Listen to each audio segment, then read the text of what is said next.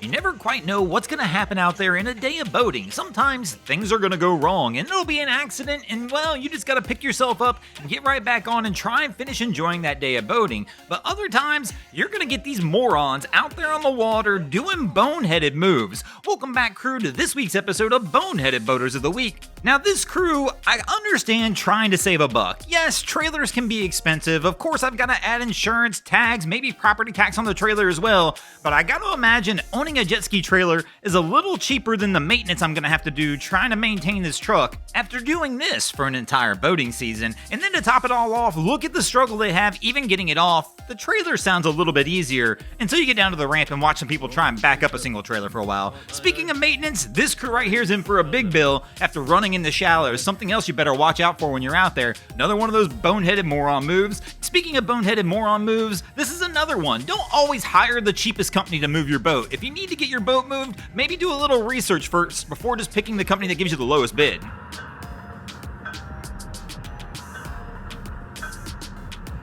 Now, of course, this is one of those moves, if you boat long enough, you'll probably pull at some point in time, where you go ahead and pull that trailer out, forgetting to go ahead and raise the trim on the motor. This is why I always recommend crack the window a little bit when you're pulling out of the boat ramp. That way, if something's wrong, you'll hear it before you get too far down the road. Other than that, you're going to wind up with a new prop like this guy is.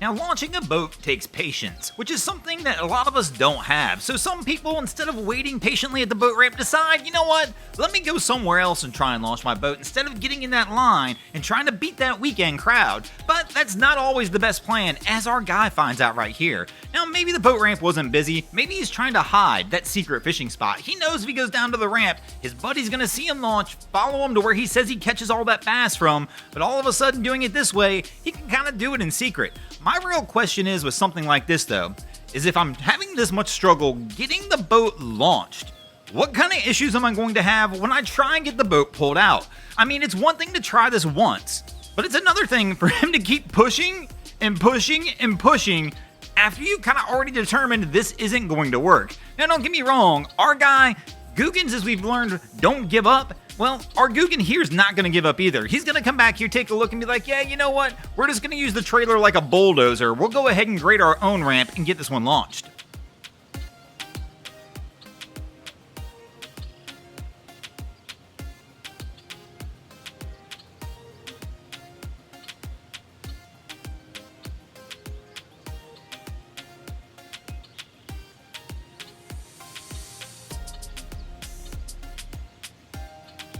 I mean, in the end, he does get it taken care of, but I would have loved to have seen the clip of him trying to pull this boat back out right here. And speaking of back out, these guys should go ahead and back out of that boat and just give boating up. Their day is done.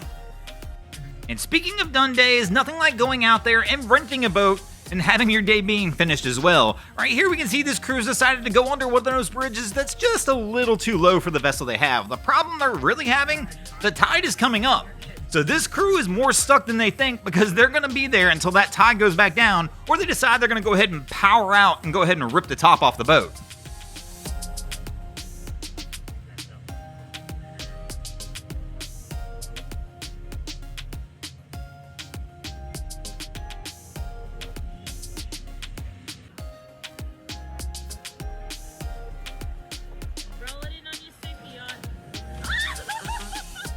I mean, thank God these guys don't own a super yacht. At least they were smart enough to understand that. They better start small because they can't figure out how to handle the small boat. Imagine if it would have been a big one. Speaking of starting out on a smaller boat, I have to imagine that this gentleman should have done that as well. I mean, well, at least he bought the fenders for a smaller boat. If you're gonna buy the big boat, go ahead and buy the right equipment for the big boat, and definitely don't sit out there in the middle of a storm like this in the bow of the boat trying to ride it out without the proper equipment on the vessel. I bet he doesn't even have the proper equipment on himself. I mean, obviously, if he's out there, he probably should have had a life jacket on in a storm like that. Speaking of being spots where you should have a life jacket on and big boats, I mean, you might think if you're on a massive ship, you don't need a life jacket, you don't have to worry about it, and then sometimes you get proven wrong. Speaking of big boats, if you enjoy seeing big boats, you should go check out the Fort Lauderdale International Boat Show, which is happening here at the end of the month. If you ever thought about taking your boat to the Bahamas, well, we've got a treat for you, as we'll be hosting our annual seminar on how to take your boat to the Bahamas at the Fort Lauderdale International Boat Show. We will be there Friday, November 5th at 2 p.m. p.m. and Saturday, November 2nd at 5:30 p.m. in the Convention Center at the seminar booth. If you're interested in joining us, come on by. We'd love to see you. But thanks for watching, crew. Hope you enjoyed this week's episode of Boneheaded Boaters of the Week. If you ever see anything crazy happening out on your waterways, be sure to hit us up on Facebook or Instagram and let us know, and you might see your stories over here. And if you guys haven't already, go ahead and drop an anchor on the subscribe button.